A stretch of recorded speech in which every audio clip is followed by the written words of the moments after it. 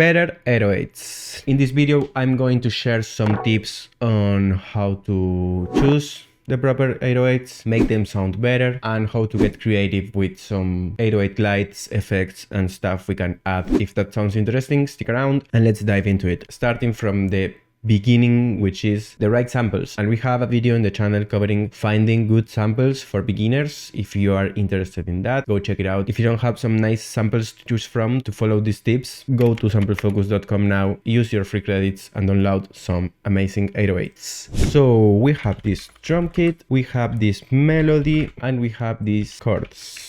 And these are just 3 different 808s. And this example is to showcase how important it is to choose the right sample for the right song. Every song that you are making should be different and is going to require different settings, different sounds, different everything. So this is our example without any bass.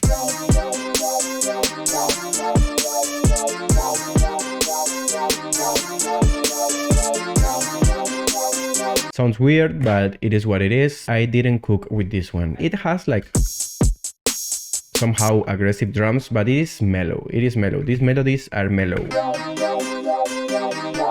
We are chilling. So let's see an example of the first bass we could choose, which is this one.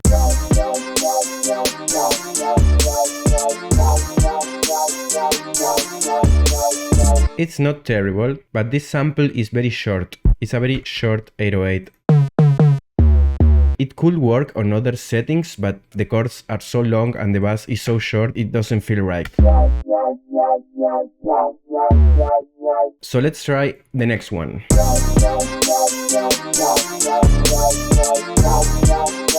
This is not exactly what the song is asking us, but it's an interesting choice. And we can make a case for this bass to work on this song, and we can make a case for any bass to work on any song because music has no rules. That's okay, but you know, it's important to keep in mind, like, we want this to sound good anyway. So in this case, we are going to say no to this one, although I like this. This is a nice bass sample, by the way, from Sample Focus. Okay, last one.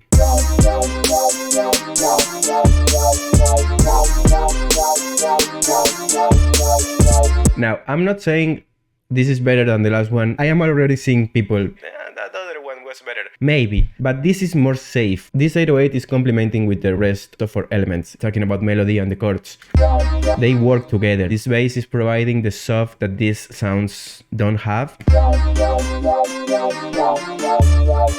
But yeah, if you're gonna take something away from this, is when you're working with samples, you have to try different stuff. Don't get comfortable. Next, let's talk about making this 808 stand out a little bit in the mix, because right now everything is kind of competing with each other. Like, these drums are very high. So there is one thing that we can do right now and it's going to improve the mix, and it's so stupidly simple, which is let's just lower the volume of everything. Bass. Okay. If you want your bass to pop out, to be the protagonist of this beat, then the bass has to be on top. Bass. Okay, let's bring on the drums.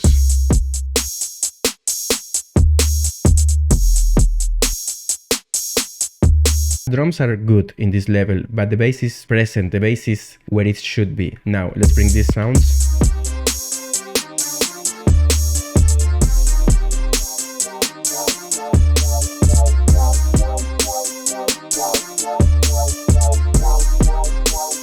Sounded better before. No, it sounded louder because everything was louder, but louder is not better.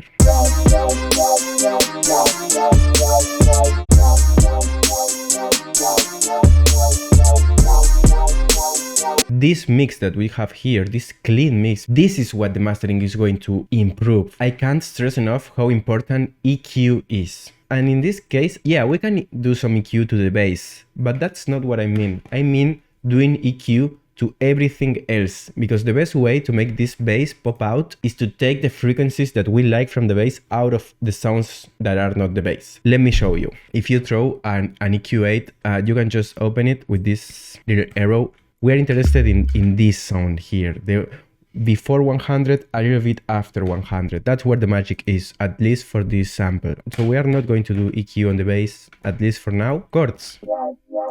Look where the action happens in the chords. It's right here. And look what happens if we take all of these frequencies out. Like if I do go like this, it sounds just the same, but we are getting rid of all of this that is just messing up our bass. Now we can do the same with the other sound. This one has even more action here, especially after the 100. So this is the best technique, which is moving the frequency until the sound starts to lose its personality. That's when you go back a little bit, just in the right spot. But this is too much. It sounds filtered now. So just behind that, that's perfect for me.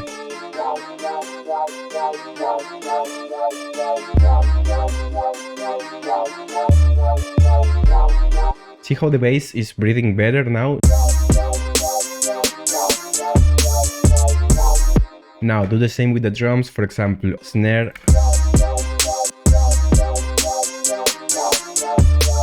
See, we don't need this on the snare. Kick, we can try to take a little bit of this out. Let's talk about glides, slides, whatever you call that. 808 slides, you know what I mean, you know what I'm saying. This sort of stuff. I made another loop.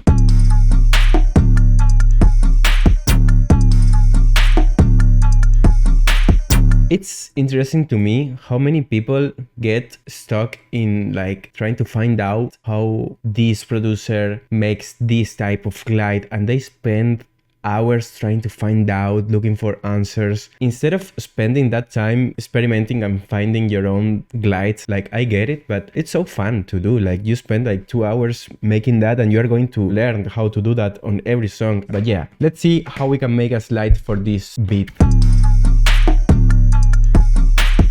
First, I want to figure out where I want the slide. So I want to imagine in my head like bam, bam. So maybe there. So maybe this, right? So maybe we make a stop. So what I'm going to do is copy and paste this part, this beginning part. Dum, dum, dum. These two are going to be my slides. This is the method if you are using samples in an audio channel like this. After this, we are going to look at how to do that, but in MIDI, and why they are different. In this case, if we want to make an automation for the transposition, okay, of the bass, which is what makes the bass, we need to have the bass warped. Otherwise, we can do that automation.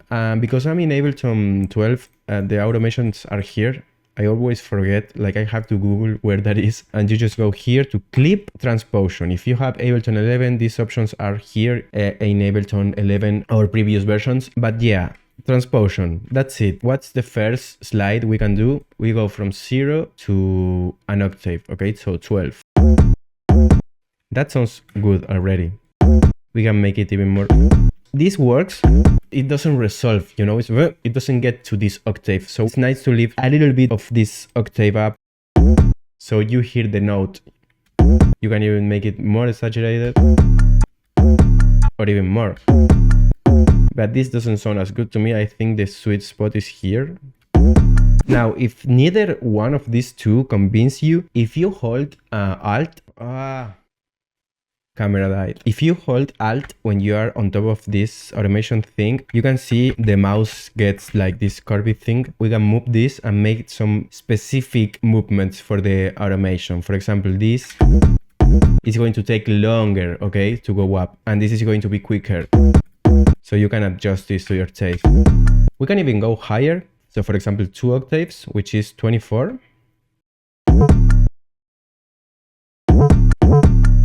That sounds pretty good. So what can we do here? Okay, let's try something different. And again, clip transposition. Let's try going to 36, which is 3 octaves. That's crazy. This. We can try Complex Pro so we can have more control on the formats. We can try maybe going down. That sounds good to me.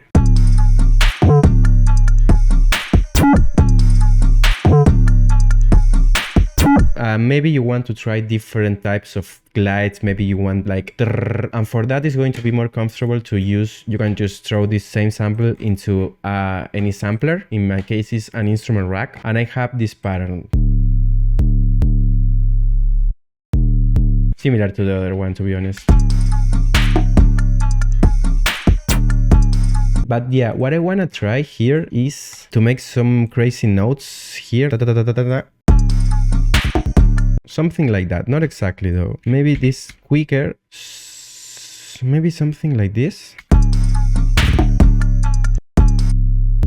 I want this to stop just a little bit before, so this gets more noticed.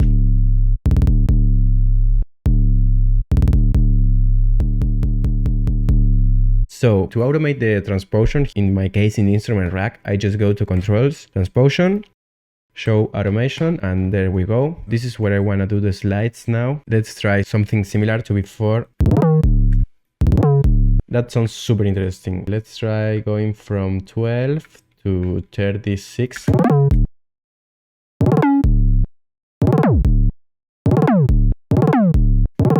What about 42? That sounds good to me.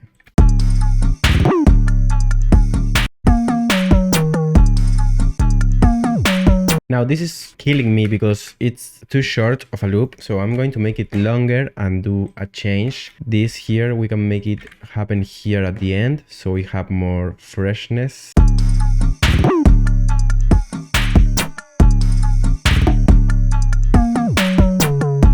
This is not the note.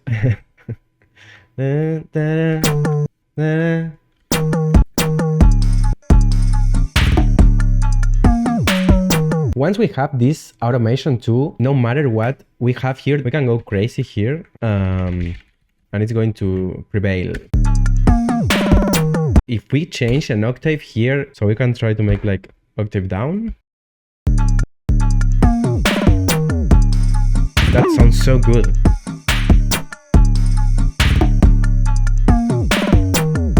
So easy, but wait, there's more. We can do more. I promise this is the last thing and I'm going to be respectfully quiet forever. We can try different effects. I have erosion, but I'm going to throw it again. So just so you see this erosion, boom, that's it. I'm going to put it around here, which is the same.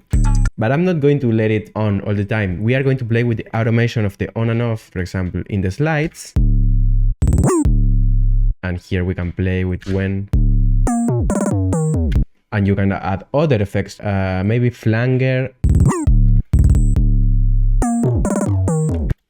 That's amazing.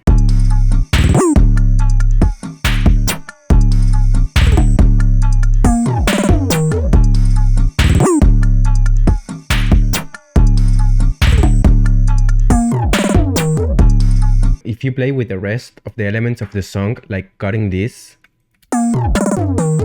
it just adds up to this crazy thing.